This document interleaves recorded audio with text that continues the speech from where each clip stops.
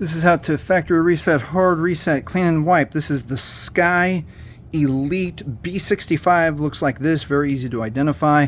And this is how we do it with the device powered off. We're going to hold the side button. We're going to hold volume up and power all at the same time. I like to hold side, volume up, and then power last. And we're going to hold for a while. The Sky device logo is going to turn on. And we're going to wait maybe another 10 seconds. And it's, oh, no, just a few seconds. Oh, we got lucky on that one. And we're at the Android recovery menu.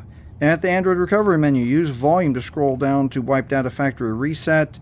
Press OK with the power button. Wipe all user data. This cannot be undone. We're going to scroll down with volume. Choose factory data reset. Press OK with power. Now we're going to wait here for the data wipe to be complete, which could take just a few more seconds. There we are. And now it is safe to reboot the system. We can press power for OK. Keep in mind, if you have set up your Sky Elite B65 with your Google account or your Gmail account, you will 100% still need to use your Google account or Gmail account to log back into the phone, even after a factory reset. All right, if this has helped you, please like, please subscribe. Thank you for watching.